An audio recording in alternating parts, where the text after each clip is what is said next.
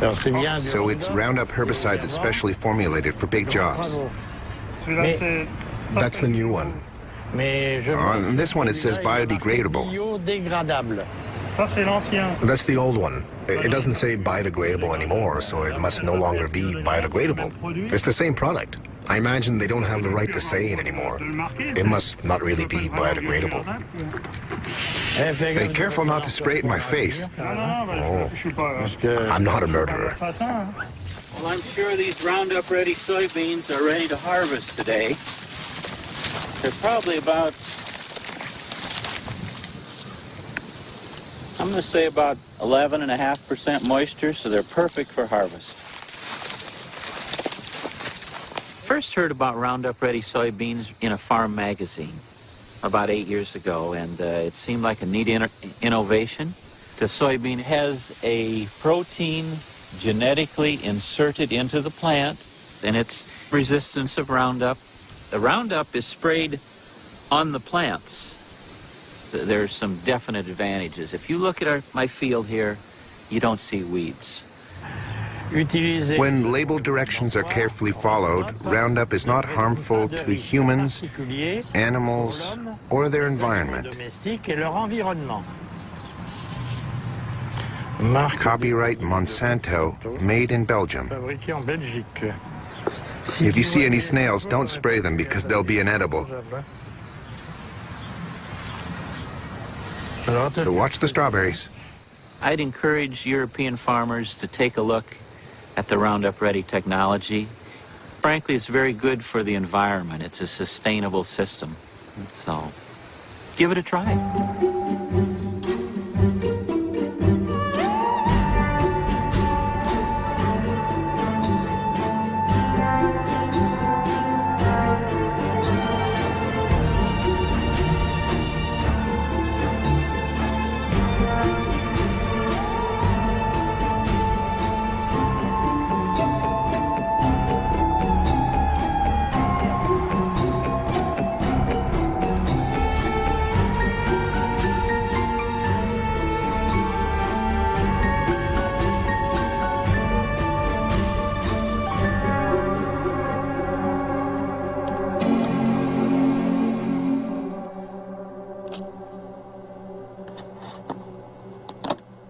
Monsanto. For 20 years I've traveled the globe, and everywhere I've heard about this American multinational. But what I've heard hasn't always been positive. Wanting to know more, I surfed the web for months to put the pieces of the puzzle together. On its website, Monsanto positions itself as an agricultural company that aims to help farmers produce healthier food while reducing agriculture's impact on our environment. Its leading product is Roundup, the world's best-selling herbicide for the last 30 years.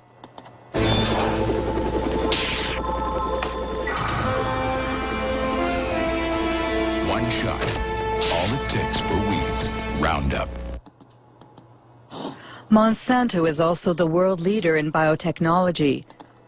90% of the GMOs grown on the planet belong to them. Most of them have been genetically modified to resist the application of Roundup, like Roundup Ready soybeans.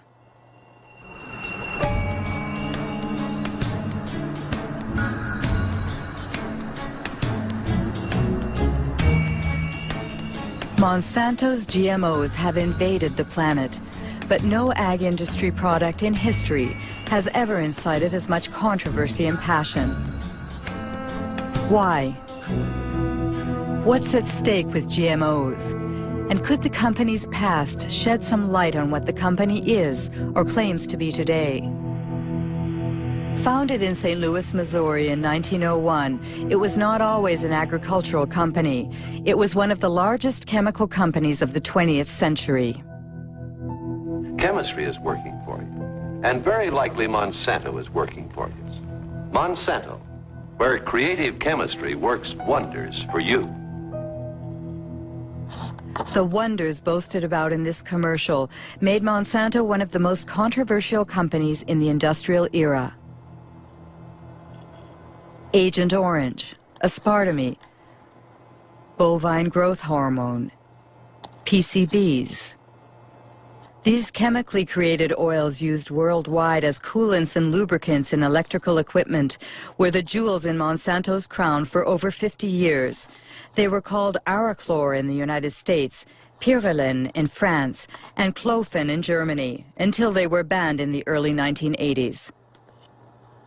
Monsanto PCB.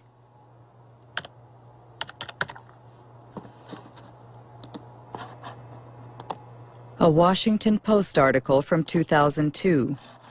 Monsanto hid decades of pollution. It happened in Anniston, Alabama.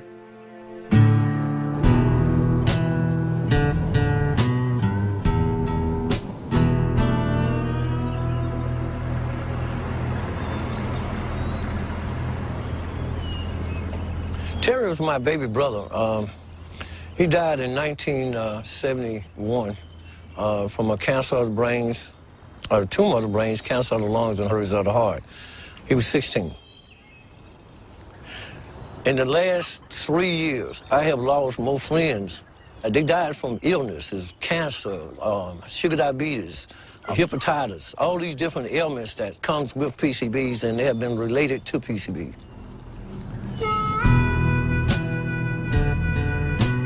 This is Monsanto Road.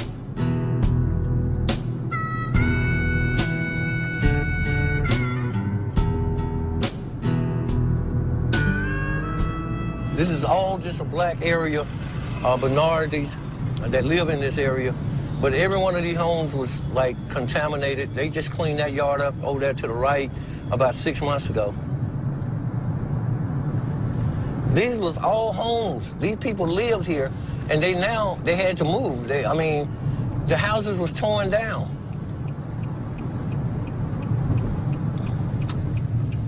My brother fell dead right around the house. This is the house I was raised in.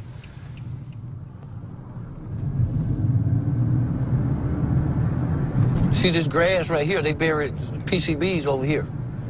Monsanto got permission to bury PCBs in Anniston.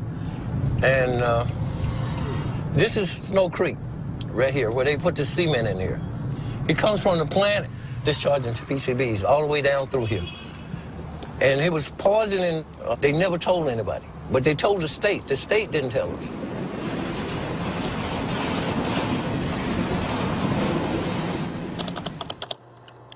PCB Monsanto knew, but what exactly did they know? An environmental organization in Washington, D.C., headed by Ken Cook, has put internal Monsanto files online. Most of them are classified confidential.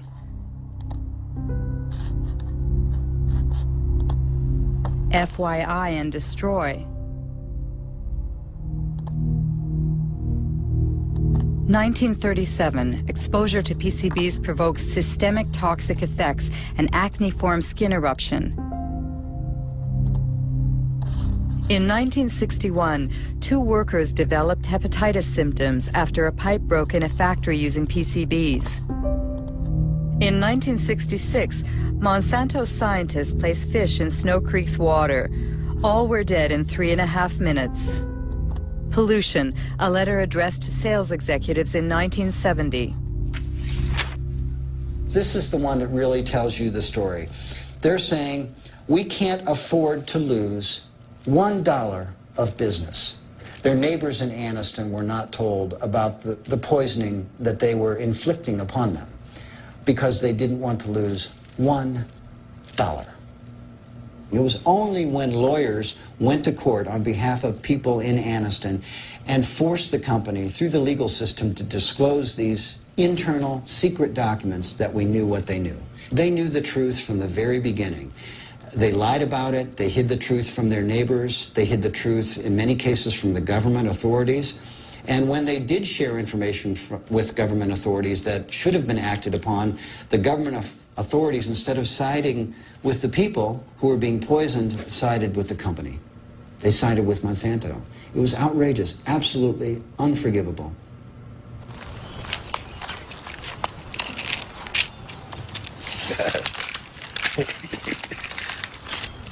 Oh, these are all your medicines? Yeah. Well, no, they ain't all of it. I got some more here. How much you have in you? 63.8 in the blood. In the blood. If they took a fatty biopsy of him now, he probably would top the scales of about 3,000 or 4,000 parts per billion or more. And which is the level acceptable? I mean, acceptable is 2 parts per billion. That's standard all around the world. But these people, we have more in our bloods and in our body than actually anywhere else in the world. It's usual here to speak about his PCB level. We all talks about it because it became a household word now. Kids used to run up to me, Mr. Baker, I got tested. I had 3 parts per billion in my blood. How long do you think I got? But that's a horrible story. But what do scientists think about it? On the web, you can find numerous articles concerning the effects of PCBs on human health. David Carpenter is one of the most qualified specialists in the field. He carried out the testing for the Anniston residents. We all have PCBs in our bodies. The polar bears and the penguins have PCBs. And what has happened is in the past, there were a few sites where PCBs were released, but over time, they've gone into the air, they've gone into the water, they've transported, so the whole world is now contaminated with PCBs. The issue is that many diseases are caused by PCB exposure. The one everyone knows about is cancer.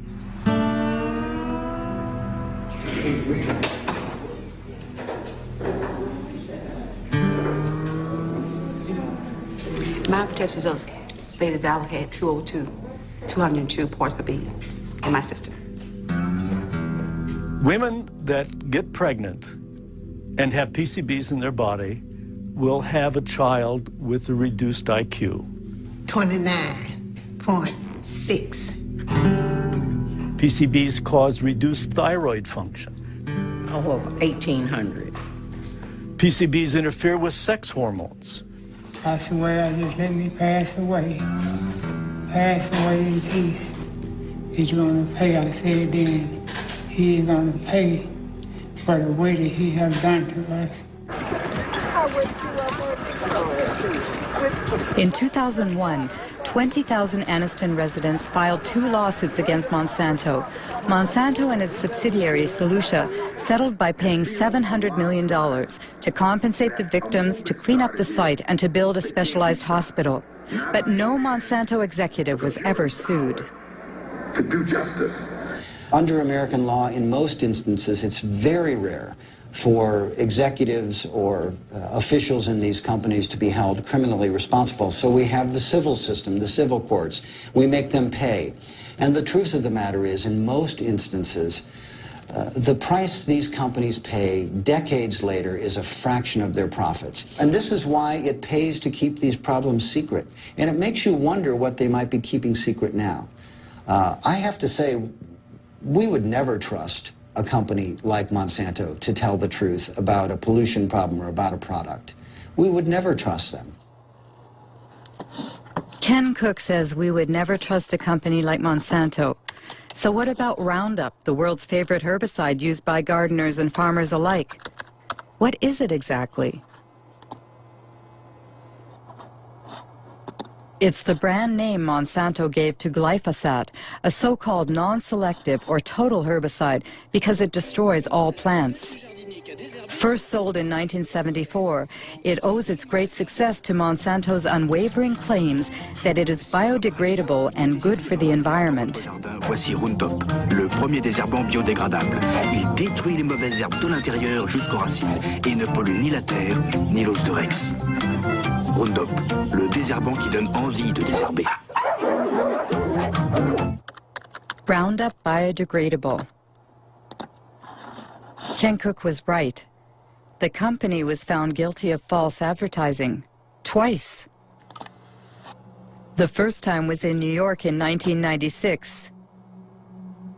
And the second was in France just last year.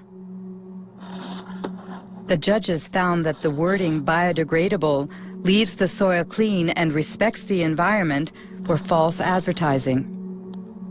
Especially since, according to tests performed by Monsanto itself, Only 2% of the product had broken down after 28 days. That's why Monsanto recently removed the word biodegradable from its containers. But that's not all. Many scientific studies have shown that Roundup is highly toxic. For example, Roundup provokes cell division dysfunction, a study by Professor Robert Bellet.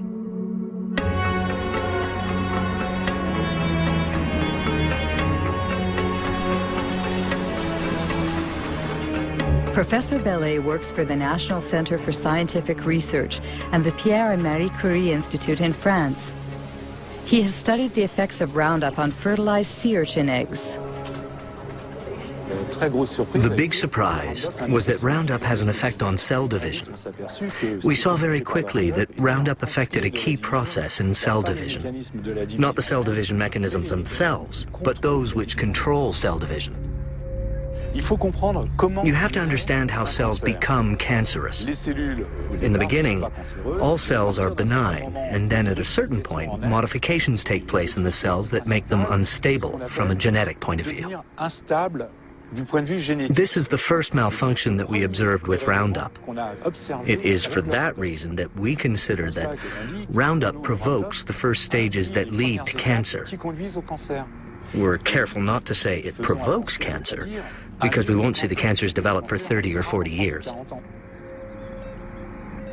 It was immediately clear how important these findings were for product users, especially since the tested doses were well below those which people normally use, and we said to ourselves, gosh, we really have to let the public know about the dangers as quickly as we can.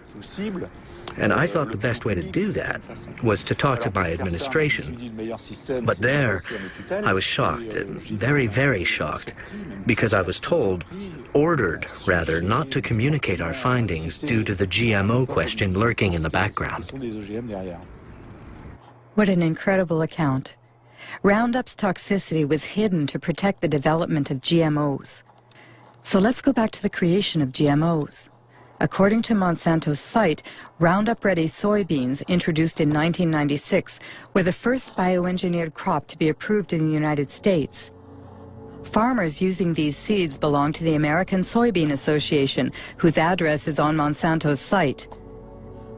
John Hoffman is its vice president and an ardent biotechnology advocate. In the spring, I will go out and spray one pass of Roundup to burn down the weeds that are growing in the early spring. And about 6 or 7 weeks later, I'll spray a second pass of Roundup. And that controls the weeds for the year.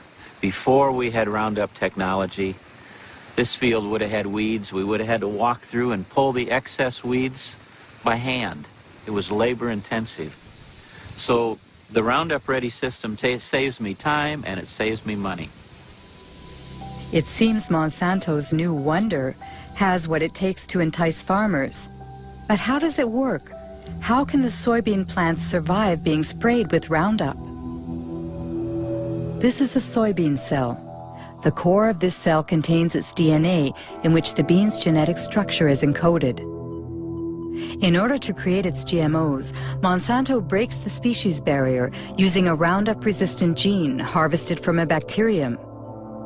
This gene is placed on microscopic particles of gold, which are fired into the soybean cells with a gene gun. The gene penetrates the DNA and creates a protein, making the plant resistant to Roundup. When the herbicide is sprayed on the crop, it kills all the weeds, leaving the soybean plants intact. One must admit that the process is an incredible technological feat. But these soybeans engineered to withstand such a powerful herbicide are destined for our dinner plates. They must have been thoroughly tested before being put on the market.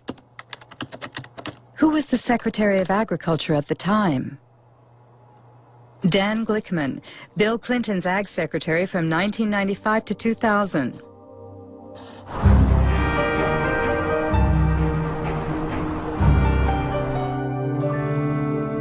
What I found in the early years I was involved in the regulation of biotechnology, that there was a general feeling in agribusiness and inside our government in the U.S. that if you weren't marching lockstep forward in favor of rapid approvals of biotech products, rapid approvals of GMO crops, then somehow you were anti-science and anti-progress.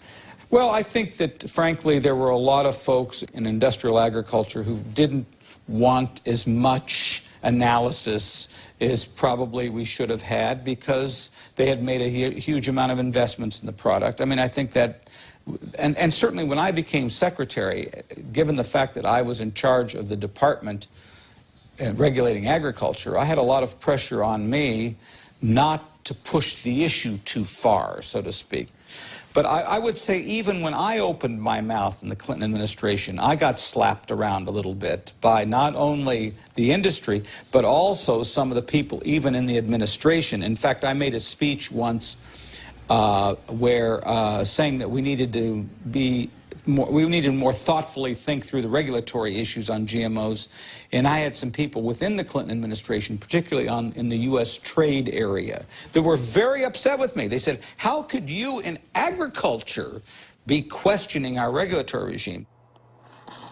In a nutshell, in the United States, the Secretary of Agriculture doesn't stand a chance against the multinationals.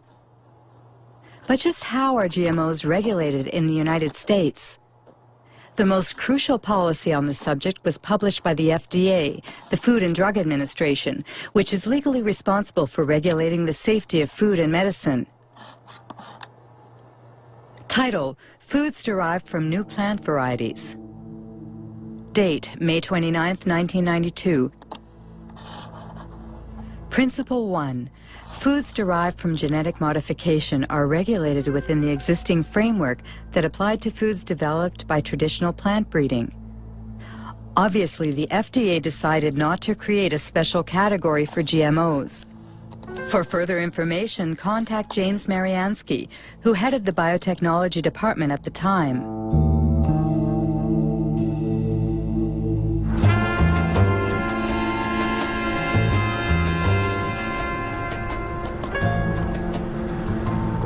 Basically, the government had taken a decision that it would not create new laws, that it felt there were already sufficient laws in place that had enough authority for the agencies to deal with new technologies. That means the White House asked the agency to write a policy where GMOs should not be submitted to a specific regulatory regime? But it's not based on scientific data. It's a political decision? Yes, it was a political decision. It was a very broad decision that didn't apply to just foods. It applied to all products of biotechnology. Unbelievable. James Mariansky admits the GMO regulation was based on politics rather than science. How exactly did they justify their decision? Principle 2. The components of food as a result of genetic modification of a plant will be the same as or substantially similar to substances commonly found in food. In other words, the FDA considers that a genetically modified plant is equivalent to its conventional counterpart. What they call the principle of substantial equivalence has been adopted around the world, and it's at the heart of the debate between biotech supporters and GMO foes. How could the FDA decide that a GMO crop is the same as a conventional plant? What we do know is that the genes that are being introduced currently, to date, using biotechnology, produce proteins that are very similar to proteins that we've consumed for many centuries. That's the FDA's official position on the matter, which was toppled by Jeffrey Smith, author of several books on GMOs. Michael Hansen, scientific expert for the Consumers Union of the United States. And writer Jeremy Rifkin, who was the first to denounce the principle of substantial equivalence. The reason why GM crops are here is based on a deception that occurred in the FDA. They said that these foods are not different. They use the word substantially equivalent. They use the word not meaningfully or uniformly different. And what that turned into was a terminology called generally recognized as safe. or grass. Typically, if something is to be considered generally recognized as safe, it needs lots of peer-reviewed published studies and an overwhelming consensus among the scientific community. With GM crops, they had neither. What FDA was saying was if you introduce a gene into a plant, that gene is DNA, and we've consumed DNA. We have a long history of consuming DNA, and we can establish that that is grass. We were trying to say that these things should be considered food additives. When you want to put a new coloring agent in a food, the tiniest bit of coloring agent or a preservative or some other tiny chemical, that's considered a food additive, and you have to go through all these procedures to show that it meets the criterion of reasonable certainty of no harm. But when you genetically engineer a food which can cause untold differences in that plant, they don't require anything. Here in Washington, if you were to have an evening and go out and get a drink at one of the local haunts where all the lobbyists hang out, everybody would laugh about this. They all know this was a joke, this substantial equivalency. This was simply a way to paper over the need for these companies, especially Monsanto, to move their products into the environment quickly with the least amount of government interference. And I should say they were very, very good at getting their interest expressed. I remember meetings that we had where the Monsanto scientists met with the FDA scientists, and they went through the kinds of modifications that they were making and how those were being done.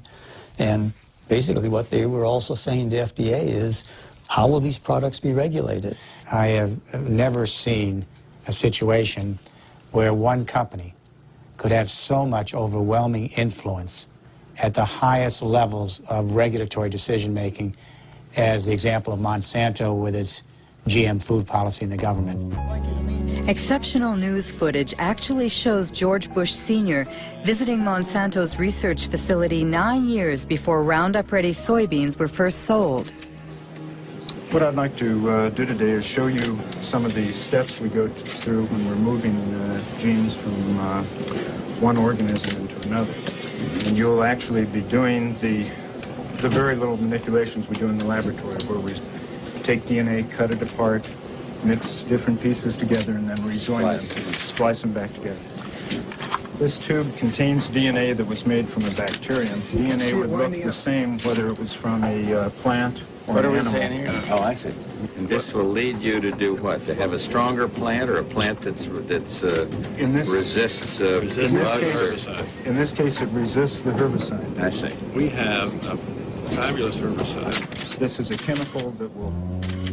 When George Bush Sr. toured the company's headquarters, he was Ronald Reagan's vice president, and deregulation was this Republican administration's watchword. The intention was to boost industry by eliminating what White House hardliners called bureaucratic hurdles, like health and environmental safety testing, which were Monsanto's key problems. We have before USDA right now a request to test this for the first time on a farm in Illinois this year. And get hallucinating about it, we'll lose another year. Yes, and then the expense goes out and nothing happens because you can't do it. Yeah, and I would say, quite frankly, we have no complaint about the way USDA is handling it. They're going through an orderly process. They're making sure that as they deal with these new things, they do them properly. And now, if we're waiting until September and we don't have our authorization, we may say something different. Call me. We're in a dereg business. In 1988, when George Bush Sr. was elected President of the United States, Dan Quayle became the new Vice President. 4 years later, he announced the American policy concerning GMOs, drafted just as Monsanto had wanted. We are taking this step as part of the President's Regulatory Relief Initiative, now in its second phase. The United States is already the world leader in biotechnology, and we want to keep it that way. In 1991 alone, it was a $4 billion industry. It should reach at least $50 billion by the year 2000, as long as we resist the spread of unnecessary regulation. Do you think it was really a conspiracy? A conspiracy is a strong word. From a corporate standpoint, it was a brilliantly executed takeover. Early on, a gentleman by the name of Michael Taylor became the deputy administrator of the Food and Drug Administration right at the time that they were about to set out their policy. Who is Michael Taylor? On the internet, only a single image remains of the man who once wielded his power so discreetly. Today he heads a foundation called Resources for the Future.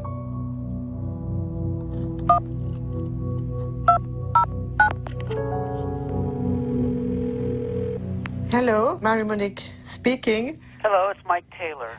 My questions are about your role. I mean, when you were working at the FDA, before being hired by the FDA, you worked as an attorney for Monsanto during 7 years, didn't you? Well, I was a partner in a law firm of which Monsanto was a client. And I worked on some Monsanto matters, yes. And apparently, if I understood well what I read, the FDA created a new position for you, Deputy Commissioner for Policy? Well, because there was a special need at that time at the FDA because of the new GMOs. It had nothing to do with GMOs. Nothing at all to do with GMOs. I wasn't the author of these policies, but that's just false. He moved over to the FDA in July of 1991. Up until that time, he was at a law firm called King & Spalding. His personal clients included not only Monsanto, but the International Food Biotechnology Council. And he had drafted for them a proposal for how they would like to see genetically engineered foods regulated. And if you look at the proposal that was written for IFBC, that was Michael Taylor's, with the final one that was published, it looks very, very similar. So if he didn't write it, it looks like somebody took what he wrote and changed it slightly for the policy. Mr. Taylor was the deputy commissioner at the time, and he provided the leadership for the project and served as the chief, the sort of the lead policy person in terms of making sure that the project got done. So Monsanto played that game very well, both the political game and the regulatory game. They played a key role in bovine growth hormone in getting that thing approved, and also in how genetic engineering was dealt with. Michael Hansen has just mentioned bovine growth hormone. What's that? It's a transgenic hormone that's injected into cows, increasing dairy production by 20%. It would be an understatement to say that it had critics. The hormone threatens our health. Deadly poison. Manipulation. Called RBGH for recombinant bovine growth hormone, Monsanto began selling it to dairy farmers in 1994 under the brand name Posilac.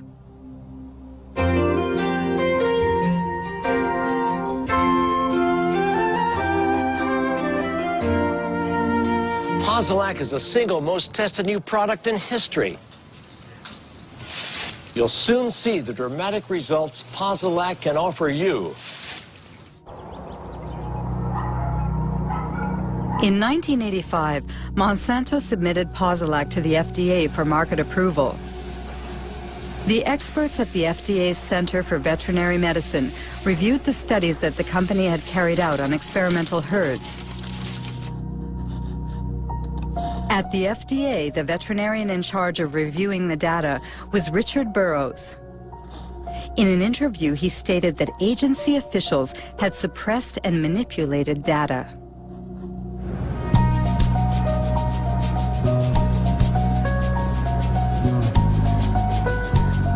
The data that they came in with lacked a lot of insight into the dairy industry.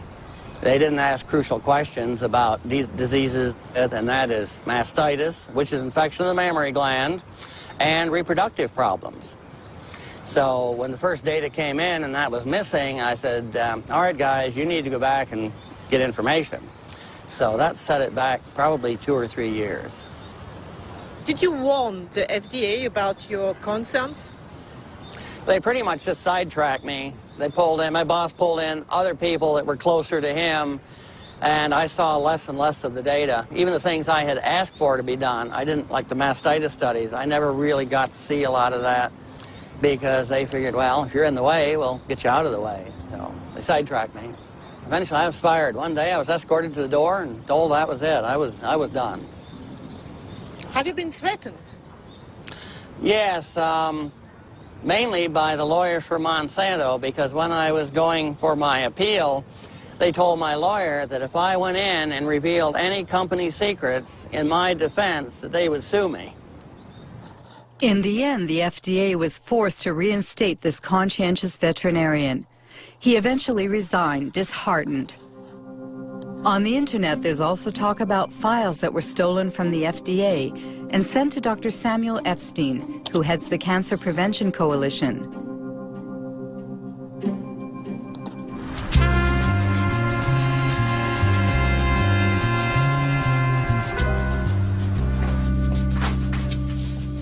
In 1990, Samuel Epstein published an article in The Milkweed, the standard for dairy reporting, edited by Pete Hardin.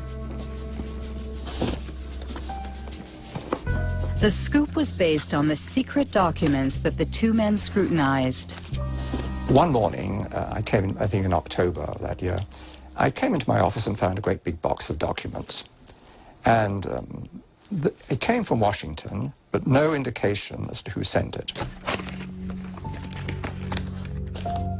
This was a box of files of all Monsanto records which had been submitted to the FDA on the veterinary tests in the preceding 6 years or so. Well, this was great fun. Many of these documents are original documents, and as it says here, company confidential. It contains confidential information which may not be reproduced, revealed to unauthorized persons, or sent outside the company without proper authorization. As an investigative journalist, that's the kind of stuff I like to report. Revealing this information made Monsanto and FDA very, very angry, because what we were able to establish is that there were dramatic physiological changes in the animals that received the shot, the hormone shots, compared to their control group peers.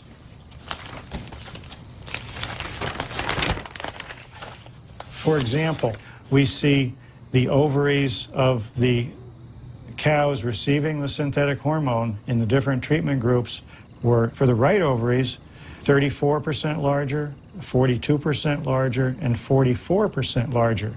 Elsewhere in the stolen files, it shows how there were severe problems with the reproduction of these treated animals.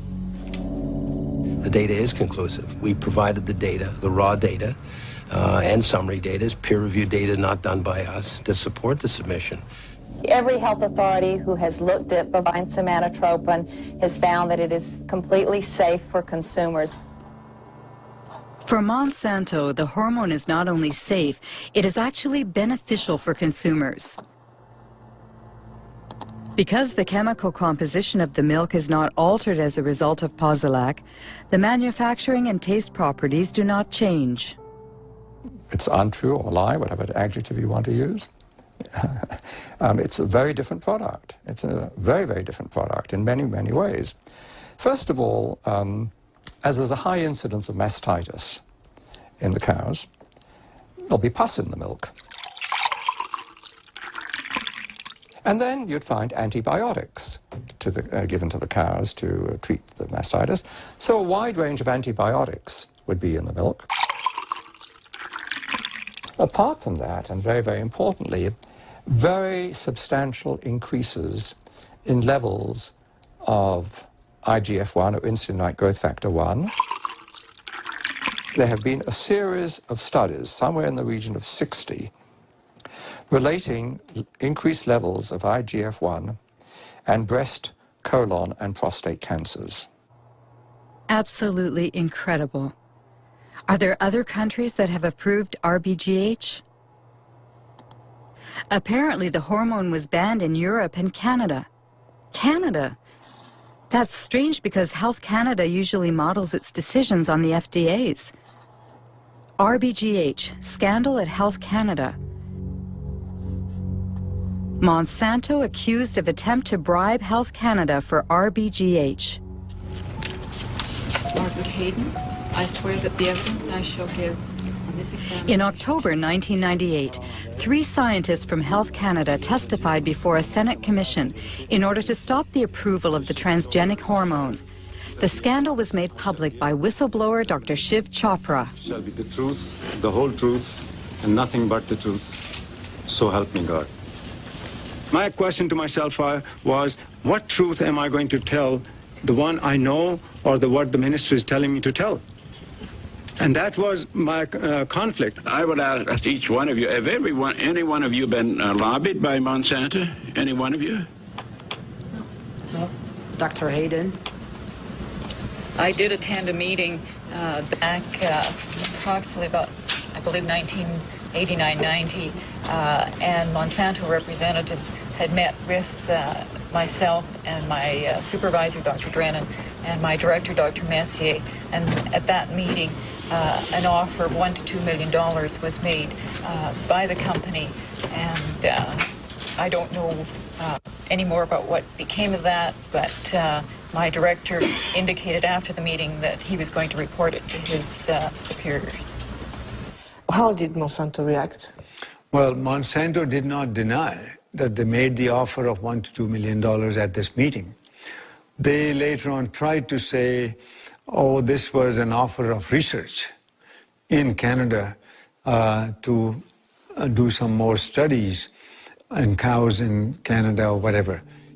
So anyway, that's what happened in Canada. The drug was not approved. So the European Parliament, based on what revelations in Canada, banned it forever. And then all of a sudden, we 3, Margaret Hayden, Gerard Lambert, and I, were dismissed for disobedience. And we fired. All 3 of us were fired, and those fights are now in courts. Bovine growth hormone! The United States Congress also opened an investigation at the request of RBGH opponents who oppose the ban on labeling milk as RBGH-free. Interestingly enough, the investigation was never completed. Purchases of milk surpluses. Bovine growth hormone, BGH, is a test of consumer acceptance of genetic engineering. In the garbage. In the garbage! The cow hormone drug was simply the first major application of biotechnology to food production, and Monsanto is a very powerful corporation with many linkages to top-level persons in government. I think the prevailing ethic at the federal government was biotechnology is so important that we can't let a few little questions about cow safety or human safety get in the way. The reason the FDA approved it is it appeared to be that there was a lot of people that used to work had key positions that had worked for Monsanto, came over to the FDA and managed to get the FDA to approve it. It's revolving doors that move up. It's kind of like a double helix, a spiral. Revolving door? Yes, revolving door. The revolving door is not just in agriculture. It tends to be in many, many areas. Donald Rumsfeld was the CEO of Searle, which was a Monsanto subsidiary. The former U.S. Trade Ambassador, Mickey Cantor, ended up on Monsanto's board. Supreme Court Judge Clarence Thomas used to work for Monsanto. Monsanto revolving doors. The state of affairs in 1999 includes Linda Fisher moves from the Environmental Protection Agency to Monsanto, Michael Friedman from the FDA to Monsanto, Marcia Hale and Josh King from the White House to Monsanto, Margaret Miller from Monsanto to the FDA, William Ruckelshaus from the EPA to Monsanto, and let's not forget Michael Taylor, who went back and forth several times.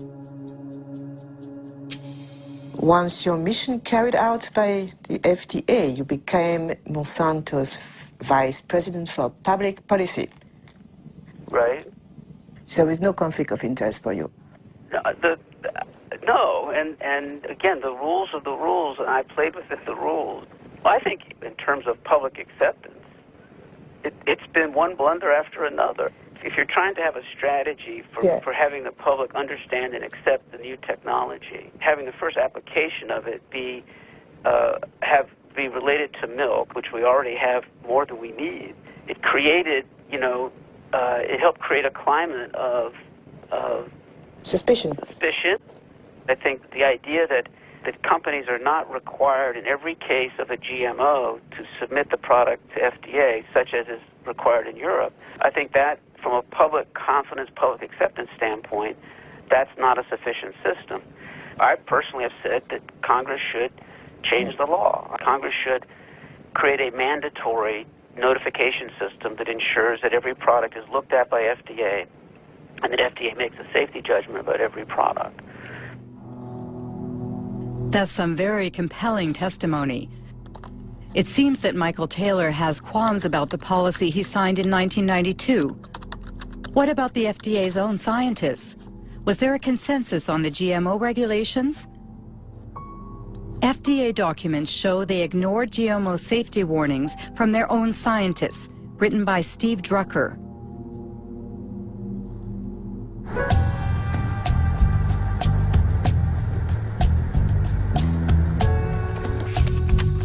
Lawyer Stephen Drucker represents a coalition of nonprofit associations.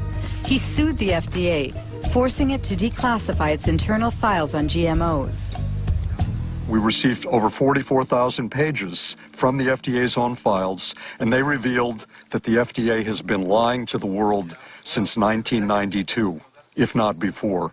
But they continue to lie. They are still lying. They claim that there's an overwhelming consensus in the scientific community that genetically engineered foods are as safe as their conventionally produced counterparts, and they claim that there has been sufficient data to back up this consensus. Both of those claims are blatant lies.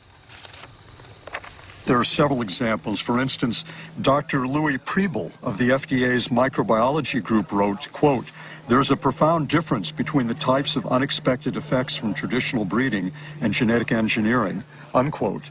Then Dr. Priebel added in his memo that some of the aspects of genetic engineering may be more hazardous. The concern expressed by the FDA's various scientific experts was so clear and unmistakable that the FDA official whose job it was to track and summarize the scientists' input, Dr. Linda Call, wrote a memo to the FDA biotechnology coordinator, Dr. James Mariansky. According to the internal FDA's files, which have been declassified now, there were many in-house critics, among the scientists of the FDA, about the proposed policy. I have, for instance, a memorandum sent to you by Linda Call. Right. She stated, "The processes of genetic engineering and traditional breeding are different. Traditional breeding are different, and according to the technical experts in the agency, they lead to different risks." Different risks. The point was that we had many people with many different views. Linda Call, of course, wrote that in her memo, but in fact, when we finished the policy, all the scientists agreed with the policy. Now, FDA, of course, looked at the use of genetic engineering and has no information that simply the use of the techniques creates products that differ in safety or quality. Even before the consistent warnings in the memos from the FDA's own scientists, the FDA had very clear warning because the very first genetically engineered food supplement that came to market in the United States caused a major epidemic. Do you remember what happened in '89 with L-tryptophan? You remember? Yes. It was a bioengineered amino acid. We know very well what's amino acid and... Right. That killed dozens of people and made hundreds and hundreds sick. It caused an epidemic of an unusual disease called EMS. Right. And how many people died? Right, but we have many... 37, and more than 1,000 people disabled. You remember? I do and remember. You said, according to FDA administrative record, we do not yet know the cause of EMS, nor can we rule out the engineering of the organism. Did you say that I read? Yes. Amazing. James Mariansky can't rule out the possibility that it's the genetic manipulation itself that triggers unexpected side effects. But he did nothing. Have any independent scientists investigated this question, which is crucial for consumers? Arpad Pusztai, world-renowned scientist, lost his job when he warned about GE Foods. 1998.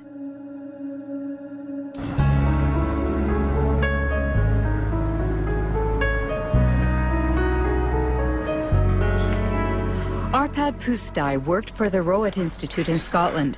At the Ministry of Agriculture's request, he led a study on genetically modified potatoes with a budget of over €2 million and a staff of 30 researchers to prepare the arrival of GMOs in Great Britain. We were all enthusiastic about it. I was enthusiastic about it. The ministry thought that if we did this study, looking at all aspects, then it would be an endorsement of GM. And when they introduce it, they would say that the foremost laboratory in Europe, nutritional laboratory, had looked at them and they found them all right. Arpad Pusztai specializes in lectins. These proteins function as an insecticide protecting plants against aphids. Rowett scientists had created potatoes that were resistant to aphids and into which they introduced a snowdrop gene, which produces the lectin in question. Beforehand, they verified that in their naturally occurring state, lectins themselves do not pose a health risk. The genetically modified potatoes were tested on rats.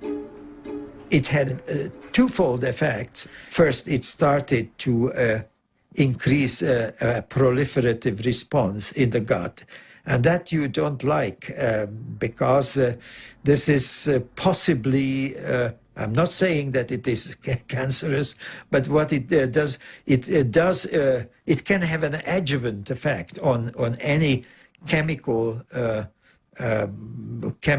induced tumor. The other thing is the immune system was certainly got into high gear. And that was, we don't know whether it's good or bad, but it certainly did recognize the GM potatoes as alien. And we were convinced that this insertion is causing the problem and not the transgene. As I said, the transgene, when we did it in isolation, even at 800-fold concentration didn't do any harm. It was a very important point because the American FDA is going on by about a neutral technology. And what we did say and what we did publish was actually corroborated, confirmed that it was not the transgene which was the problem, but it was the technology. While the first shipments of genetically modified soybeans were arriving in Great Britain, Arpad Pusztai's superiors authorized him to be interviewed by the BBC. As a scientist actively working on the field, I find that it's very, very unfair to use our fellow citizens as guinea pigs. They will never forgive me for that. Monsanto did see the importance of our findings. Don't worry about it. Even before the broadcast went out, they already knew because the Scottish Crop Research Institute did get a lot of money from Monsanto, and they were not slow to understand the implications. The day after the interview's broadcast, Arpad Pusztai was fired and the research team dismantled. Dr. Stanley Ewan was in charge of evaluating the impact of GM potatoes on the rat's internal organs. He no longer has any illusions about scientific independence. I was extremely, well, angry and very, very concerned. It's like your whole world is disappearing under your feet. What's going on? But you see, they start to discredit Stanley as well. It's not just Arpad and me. Stanley was made to retire and he was discredited at the university. As well? Oh, yes. Oh, yes. It was very hard indeed. Monday, it was wonderful work. Tuesday, it was rubbished. I had one or two ideas of what was happening, but a very imprecise idea until 8 years ago, almost exactly, I was at a dinner dance. And next to me at the top table was someone from the Road called Dutteroy, who happened to say, I said, isn't it awful what's happening to Arpad? Yes, he said, and did you not know that there were not one, but 2 phone calls from Downing Street to the director? And then, of course, I saw clearly what was happening, that this was something sort of supranational, if you like, some pressure being put on Tony Blair's office to stop this work because it was perceived by the Americans to be harming their industrial base, the biotech industry, in other words.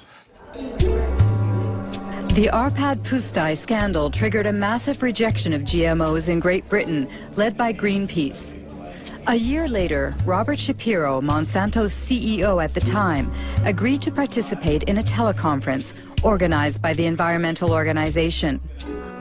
This is the only existing video footage of the former CEO. He was responsible for moving the company into the biotechnology era with its new slogan, Food, Health, and Hope. Monsanto made huge efforts to push its products in every direction with the full support of multinational food manufacturers, retailers, communications firms, regulators, even governments. You behave not as a company offering life and hope, but as bullies, trying to force your products on us. If I'm a bully, I don't feel that I'm a very successful bully. I want to start by emphasizing that biotechnology is a tool. Biotechnology in itself is neither good nor bad. It can be used well or it can be used badly.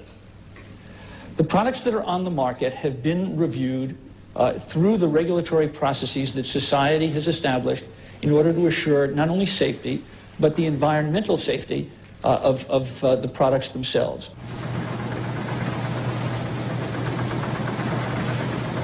After 10 years on the market, Roundup Ready soybeans account for 90% of all the soybeans grown in the U.S. In fact, 70% of the food in American stores contains bioengineered elements. Unlike Europe, consumers cannot make an informed decision because GM labeling is forbidden, a direct consequence of the principle of substantial equivalence. I've got a soybean in my hand here, and I can eat this soybean. It's very safe, very safe. I think FDA is confident that the soybean, in terms of food safety, is as safe as other varieties of soybean. How is the FDA confident about that? It's based on all the data that the company provided to FDA that was reviewed by FDA scientists. And so it's not in the company's interest to try to design a study in some way that would mask results. How can James Mariansky be so sure? If I type in Monsanto falsified scientific studies, I get 174,000 hits. Among them, a report from the EPA of the United States. Monsanto accused of falsifying studies concerning the carcinogenicity of dioxin.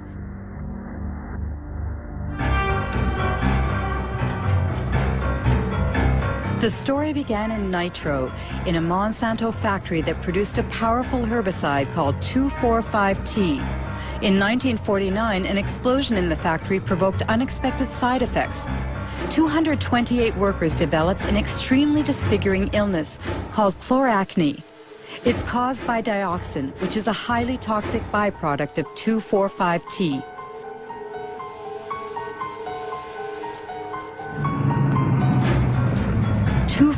T was the main ingredient in Agent Orange, the defoliant used by the U.S. Army during the Vietnam War.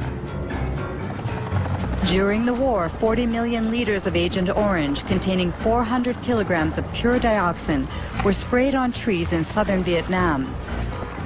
3 million people were contaminated, including thousands of American soldiers.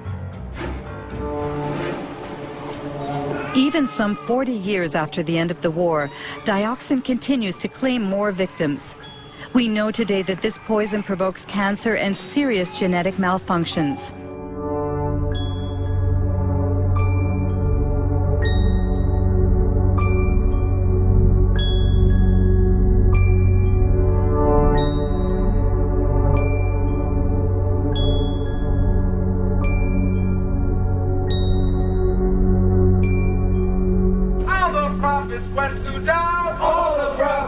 In 1978, while American Vietnam veterans were suing the makers of Agent Orange, Monsanto sponsored studies on the long-term effects of dioxin.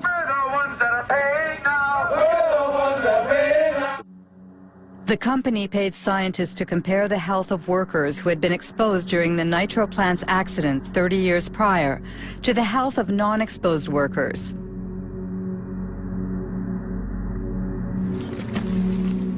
There are two experts on the subject. William Sanjour, who led the Toxic Waste Division of the Environmental Protection Agency, and Gerson Smoger, a lawyer who represents Vietnam veterans. In 1990, Dr. Kate Jenkins, a colleague of mine at EPA, wrote a memorandum pointing out that allegations had been made that those studies, some of those studies that Monsanto had conducted were flawed. And if they were done correctly, would have reached just the opposite result of that Monsanto had. The Monsanto studies showed that dioxin was not a human carcinogen. That means they had the data first, and then they manipulated how they were going to look at that data to come up with the conclusion they want. It's absolutely, you never do a study that way, never. And they did it absolutely wrong, and they achieved what they wanted. And it came out later that there were people that had cancer that in one of these two studies were listed as being exposed to dioxin, and the same 5 people in another study were listed as not being exposed. When you put all these cancers into the unexposed, then it looked like the unexposed people were getting as much cancer as the exposed, and they said, look, there's no difference. See, they're the same. So then thousands of veterans were disallowed benefits because of exposure to Agent Orange. So all policy was affected by those studies for 7 to 9 years in this country. Being a good scientist and a good EPA employee, and someone, by the way, who was quite fearless, Kate Jenkins wrote a memorandum to the EPA Science Advisory Board asking them to review these 2 studies to see if they were correctly done. The fact is, there was no investigation of Monsanto. It didn't exist. Nobody investigated those studies. Nobody, period. What they investigated was Kate Jenkins, the whistleblower. They made her life a hell. They harassed her. They changed her jobs. They persecuted the poor woman. If you think of Monsanto today, they are telling that their GMOs, for instance, are sound and safe. Do you trust I wouldn't the believe company? a word that company says, nothing. I might trust some independent source who investigated their claims, depending on who that independent source was and how good they are and how independent they are. Precisely. In order to prove the safety of Roundup Ready soybeans, Monsanto carried out a study which was published in 1996 in a well-respected scientific journal. The study was supposed to assess the effects of GM soybeans on animal health, specifically on rats. This study was thoroughly reviewed by both a Danish scientist, now deceased, and the Norwegian specialist Ian Prime. I'm afraid to say, value this study very poorly indeed. It's very disappointing, very disappointing. Especially because this paper sort of served as a basis for the whole principle of substantial equivalence. I can just cite, which is again a bit surprising, although the animal feeding studies provide some reassurance that no major changes occurred. Now, some reassurance, now that's not good enough. I want 100% reassurance, not just some reassurance.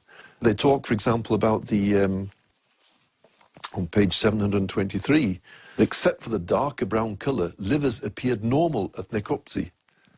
I mean, you can't do that without looking inside. You have to look at the content inside the liver, taking sections, showing under the microscope that there is no difference. They've used, for example, older rats. Obviously, again, if you want to avoid any problems, okay, use an adult. But if you want to see if any changes are evident, then you should use younger individuals, of course. In some ways, you can say it's bad science because a lot of the data that they should have shown isn't shown. But did you try, for instance, to get access to the raw data? I didn't. A colleague of mine did, and spent quite a frustrating length of time going through different offices and so on. But finally, the answer was the answer was no. If there was nothing to hide, then there should be no problem. You should be willing to distribute your material for anybody to do work on.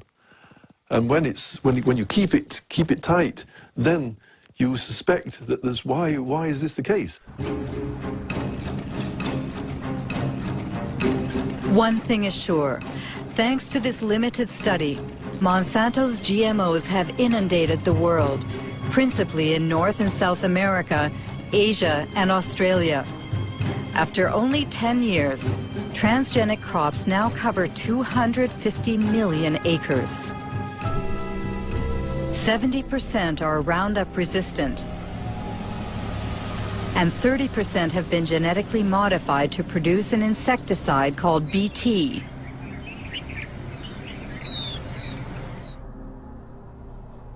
Since 2001, the company has published a yearly document titled The Pledge Report, a kind of ethics statement in which Monsanto tries to justify its business practices. At the heart of the opposition to GMOs is the subject of patents.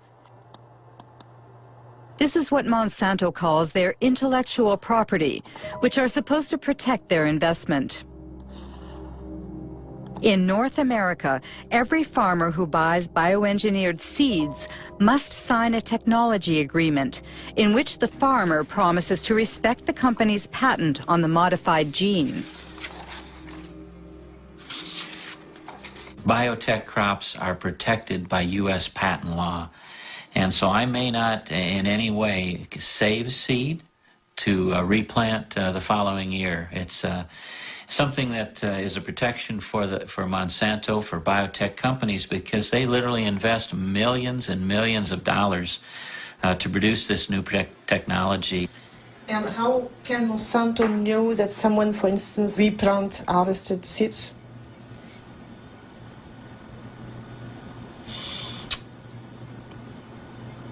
I'm not sure how to answer that. No, how they would know if someone replanted seed. That's a good question for Monsanto. The question is so touchy that Monsanto prefers to circumvent it by making glorious promises. In cases of unintended appearance of our proprietary varieties on a farmer's field, we will surely work to resolve the matter to the satisfaction of both the farmer and Monsanto.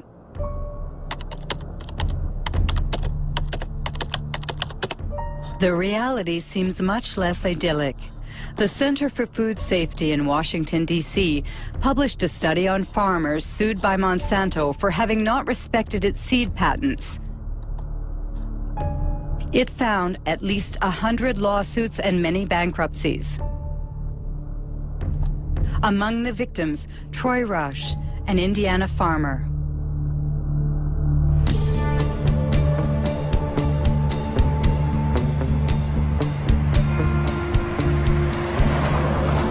Our story starts back in 1999. A gentleman, and I use that term loosely, showed up at my mother and father's farm, and he claimed to be a private investigator hired by Monsanto. And he was out investigating farmers saving their own seed, and asked us, he'd come right out and ask us if we'd saved their seed. And we told him no, we had not, and offered up our herbicide purchases and seed purchases, all the receipts and everything. Told him where everything was purchased so he could go check it out for himself.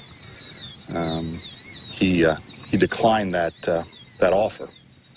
And what occurred is then they sued us. Monsanto filed a lawsuit against myself, my father, and my two brothers. And Monsanto presented us with documents that they claimed were samples taken from our farms.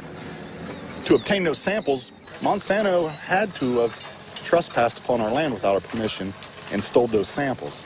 That year, I recall we had 492 acres of Roundup Ready soybeans, and they were grown under contract for a company for seed. And the contract was very specific. It spelled out the specific fields, so it wasn't a problem in isolating those fields. Everybody knew it. And why did you settle out of court with Monsanto? Well, after 2.5 years of this, the family was just destroyed. The stress involved in this, I mean, they're in essence threatening 5 generations of work. And if they would to prevail in something like this, it's all gone. They take it all away. They take it all away. Good morning. Morning, sir. How are you this morning, Troy? I'm well. How are you, David? Still surviving? Good. Troy Roush and David Runyon grow conventional soybeans. They have been victims of the so-called gene police. Created by Monsanto to enforce its law in the fields, the gene police sow fear in rural America, where farmers denounce the totalitarian methods used in a GMO-dominated world. I have some pictures here for you, Troy, I'd like you to look at. Okay. Here's what I have done, Troy, to help prevent re-entry on my farm. Of anyone coming onto my farm. It was in July of 2003, and they came, it was the latter part of July, they came to my house. It was like 7 p.m. Who came? Monsanto employees. And they presented me a business card. And they asked me a few questions about the kind of soybeans I plant, the kind of corn I plant, where I market my crops, and so I said, okay, that's the end of the conversation. Yeah, patents have changed. They've changed everything. It revolves with a relationship of trust with neighbors. That is gone.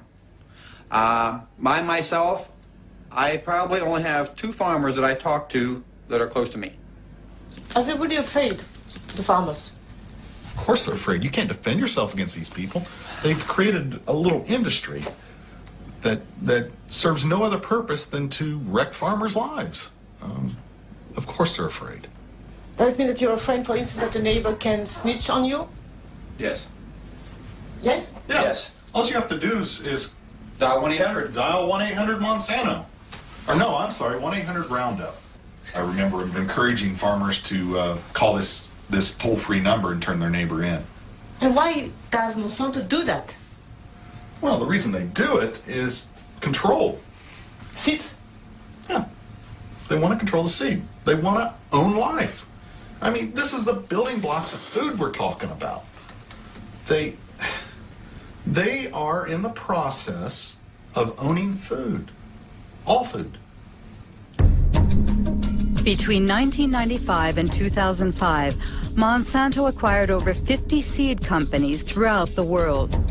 These companies produce corn, cotton, wheat, and soybean, and also seeds for tomatoes, potatoes, and sorghum.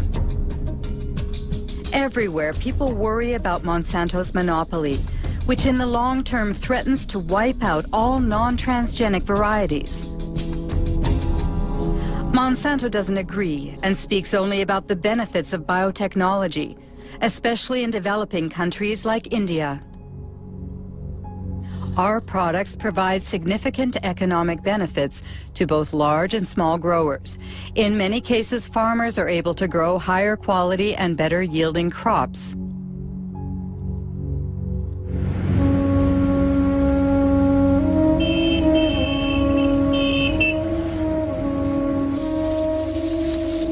India is the world's third largest cotton producer. In 1999, Monsanto acquired Mahiko, the country's leading seed company. 2 years later, the Indian government authorized the sale of BT cotton under the brand name Bolgard. It is genetically modified to produce an insecticide which repels bollworms, a cotton parasite.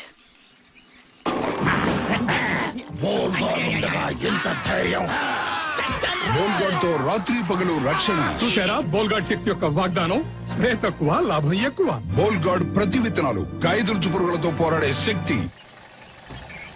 Since 2001, Kiran Sakari and Abdul Gayam have been closely following the transgenic cotton grown by small farmers in the Warangal district. Every year, the two agronomists publish a report comparing bioengineered cotton with conventional cotton in terms of yields and production costs. In 2006, the harvest was ravaged by a disease that affects transgenic cotton. This is a Bolgard field. And we can see some of the rhizoctonia affected plants. You see, if you remove the bark of a healthy plant, it won't be like this, like threads. See, it's a classic example of rhizoctonia infestation. The farmers, they have never seen that. And when we were doing our study from 2001, we have noted this disease on very few samples in the BT cotton only. And as the time passed, the spread was seen more and more in the BT fields as well as some non-BT fields also. But I personally feel that there may be some interaction, undesirable interaction between the host plant where the gene was introduced and the gene which is carrying the BT. And that has introduced the weakness in the plant to not to resist this rhizoctonia. I have seen the website of the Monsanto. BT cotton reduces 78% of the pesticide reduction and pesticide consumption, and it gives you 30% better yields. But it's an utter flop. After 90 days, invariably you have to spray for bollworms, even on the BT cotton. How do you explain that so many farmers are buying BT seeds? See, presently the option is is getting narrower and narrower to the farmer. During the current season, even farmer wanted to go for non-BT. There was no non-BT hybrid seed available in the market.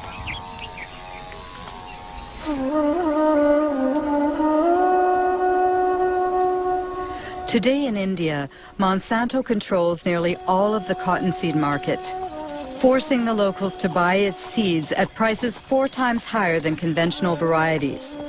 Small farmers must turn to moneylenders who charge high interest rates. If the harvest is poor, it means bankruptcy, a vicious circle which is decimating Indian villages.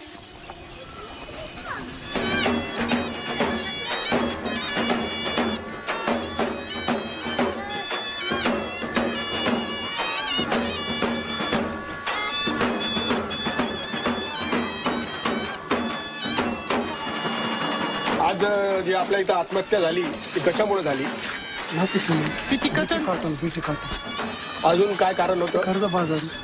वय काय होतं 25. हा ही consumed pesticide 1 litre pesticide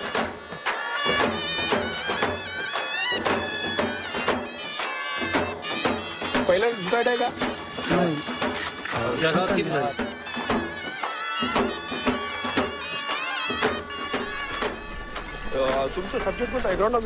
Tragedies like the one we've just witnessed occur 3 times a day in the Vidarbha region, where BT cotton was introduced in 2005. Of course, cotton farmers committing suicide is not new in India, but the GM crops are causing it to skyrocket. However, in this battle that pits David against Goliath, Few dare to publicly denounce this international scandal.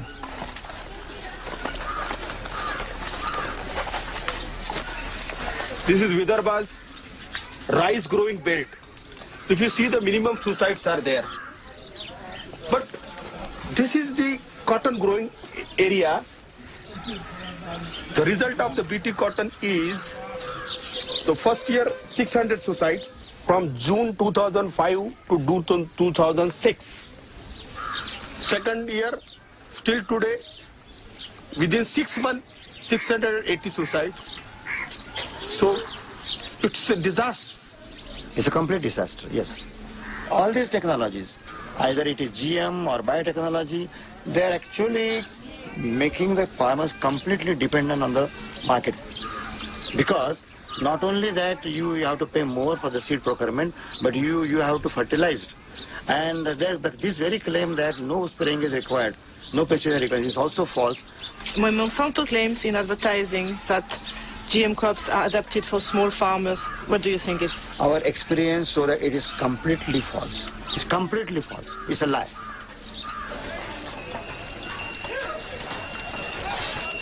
On this day in December of 2006, a revolt was brewing in the largest cotton market in the state of Maharashtra.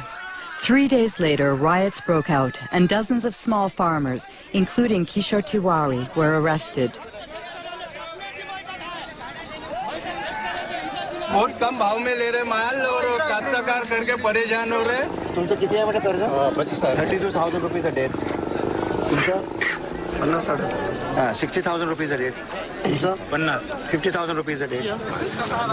20,000 rupees a day. 50,000 rupees a day. 15,000 rupees a day. किती लोकांना BT लावायचं नाही पुढच्या They don't want to go for the BT.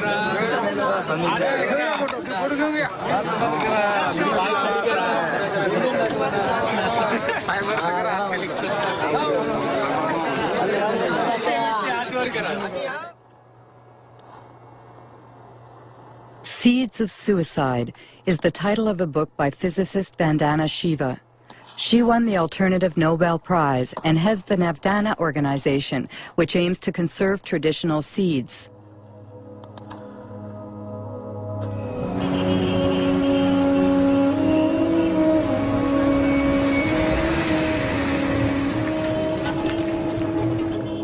In the beginning, Vandana Shiva's battle was against the first Green Revolution, which brought industrial agriculture to India in the 1960s. Today, she denounces what she calls the second Green Revolution, that of GMOs protected by patents. The difference is that the first Green Revolution was public sector driven.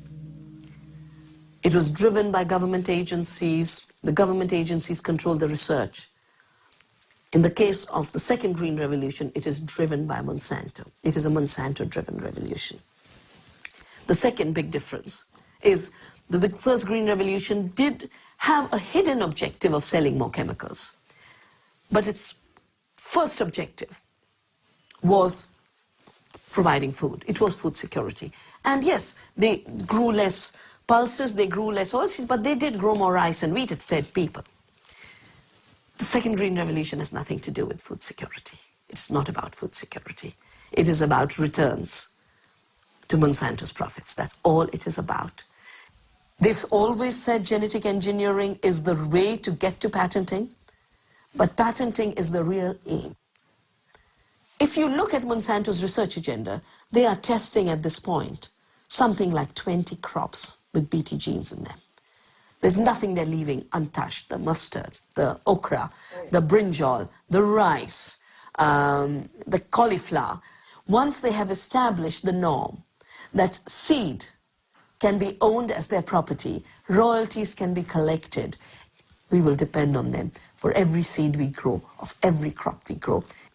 If they control seed, they control food, they know it, it's strategic, it's more powerful than bombs, it's more powerful than guns. This is the best way to control the populations of the world.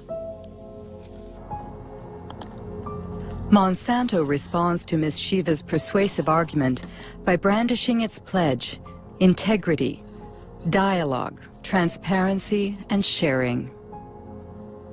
We want to participate constructively in the process by which societies around the world try to develop good answers to those questions. Are the products going to be safe for the environment? How are they going to affect biodiversity? How are they going to affect other plants and insects and birds? What about outcrossing of genes? What happens if genes do outcross into wild species? To me, that means, among other things, listening carefully and respectfully to all points of view. Despite Robert Shapiro's placid demeanor, he has just touched on a subject that greatly troubles GMO opponents, transgenic contamination, which Monsanto prefers to call an adventitious presence that's part of the natural order.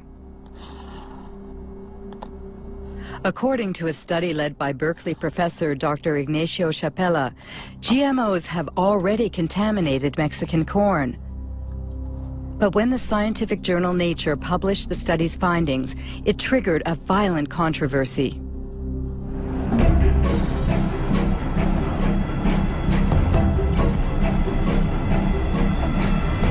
I had been working for 15 years with indigenous communities in Oaxaca, in Mexico, and they had been developing the capacity to analyze their environment themselves. One of my students went to try and train people to detect transgenics. We brought with ourselves a positive control. That was a can of corn from the US that we knew was transgenic, and we were looking for a negative control.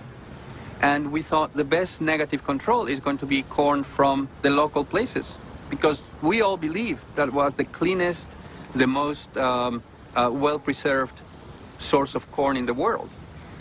So the surprise came when we looked at these samples and we discovered that the samples that we all believed would be non-transgenic had already transgenic DNA within them. It was a very big surprise for us to discover that these land races of corn that were kept by people locally and supposedly maintained over 10,000 years had already been reached by transgenic contamination, mostly from the US.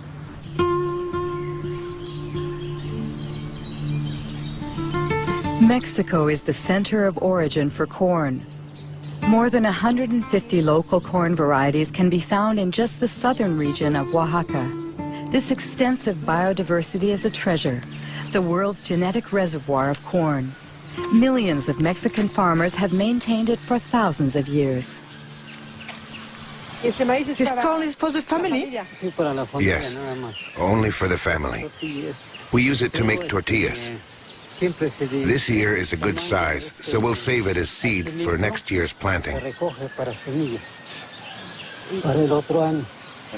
You don't buy your seeds? No. You exchange them? Yes, it's our ancient barter system.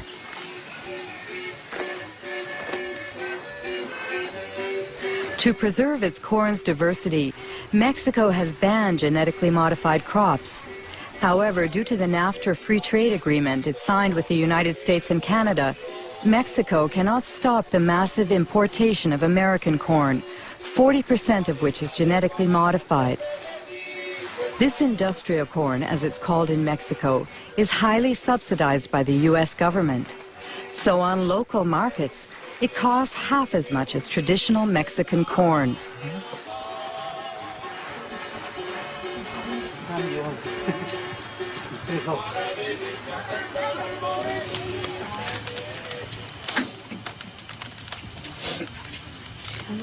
Do you always make your tortillas with local corn? Yes. It's natural and has a better yield. Also, it's more nourishing because it comes from pure soil.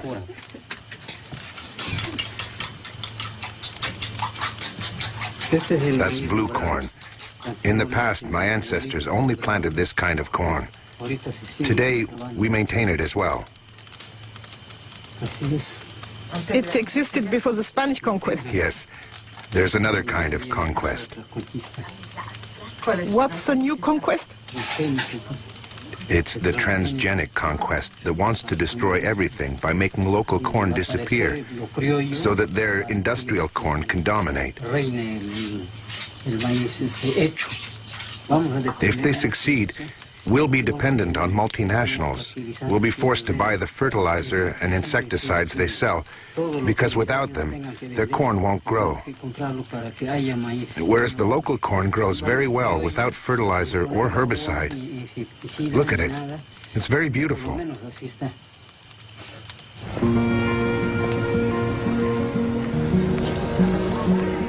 Ignacio Chapela's article provoked a violent reaction in Mexico.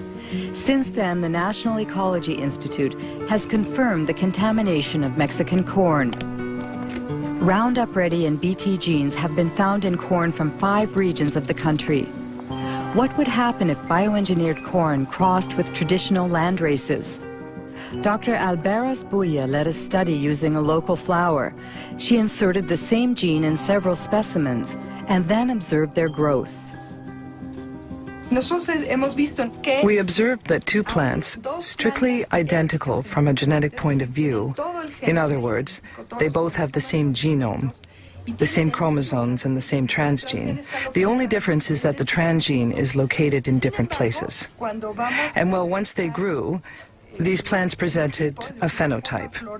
That is to say, flower shapes that were very different. Some have flowers that are identical to their natural counterparts, like here, 4 petals with 4 sepals, but others have abnormal flowers with abnormal hair or strange petals. In addition, some are completely monstrous.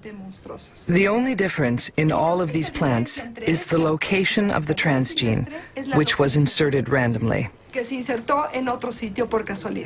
Why is that worrisome? In Mexico, once the transgenic corn seeds have been released into the environment, it's very likely that the transgenes will insert themselves into the genomes of the local Mexican varieties. It's an unavoidable phenomenon, because corn plants cross naturally by wind-blown pollen. Given that, we fear that the genetic resources of traditional corn will be uncontrollably affected.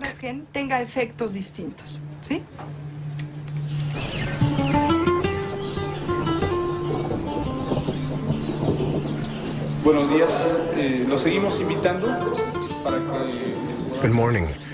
We invite you to attend a meeting about the new diseases which are infecting our corn because of transgenic contamination.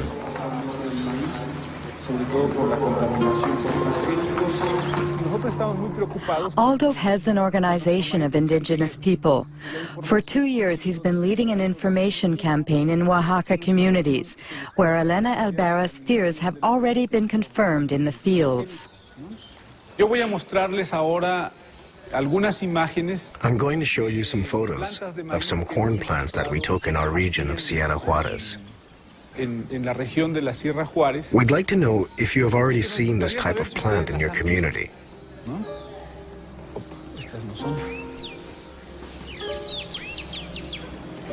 Aquí en esta imagen, por ejemplo, podemos ver. You can see that some very strange things are going on. This plant, for example, has a branch here and another one there. Normally, a corn plant is not like that.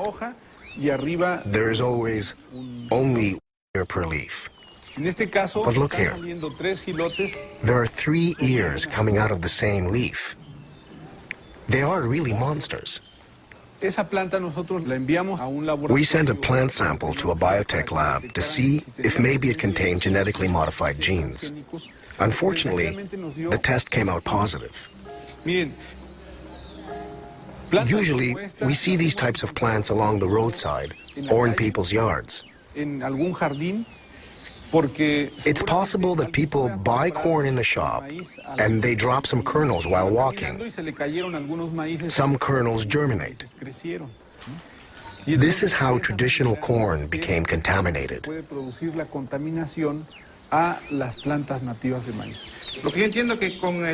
From what you've said, if we don't manage to stop their spread in our fields, Soon we'll be forced to buy our corn seed because our own won't work anymore.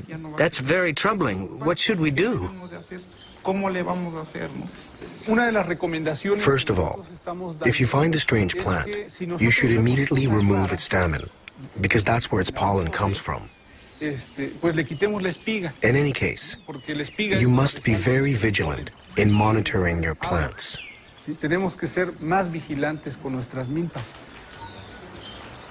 Don't you think it's Monsanto's strategy, what they couldn't achieve legally, they are trying to force through contamination? Yes, we end up wondering if the contamination wasn't intentional. If the center of origin of corn becomes contaminated, the rest of the planet could follow. Contamination only benefits multinationals like Monsanto.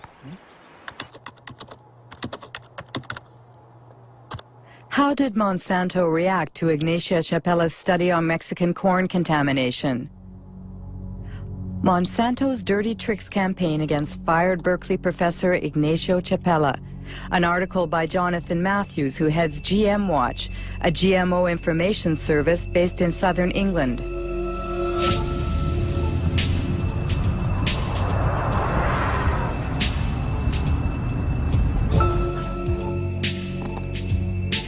According to Jonathan Matthews, Ignacio Chapella was a victim of a campaign launched on AgBioWorld, a pro-GMO internet site.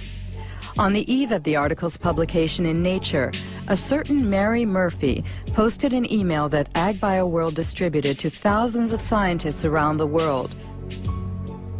She wrote, "Activists will certainly run wild with news that Mexican corn has been contaminated by genes from GM corn." The very next day, a certain Andora Smetacek posted a second email. Activists first, scientists second. It's totally a smear campaign, and this is what happens over the first couple of days. You get Murphy and Smetacek coming in, then others come in, and they say, we have to campaign on this. We have to inundate Nature. We have to go to the editor of the journal, and we have to say this research isn't valid. Smetacek and Murphy, we'd been tracking them for some time and trying to work out who they were. In the case of Smetacek, we could look at the technical headers on the email. It says received from, and then we've got an internet protocol address. If we go off to a website registration site, now all we have to do is just to copy that IP address. Organization name, Monsanto Company, and based in St. Louis.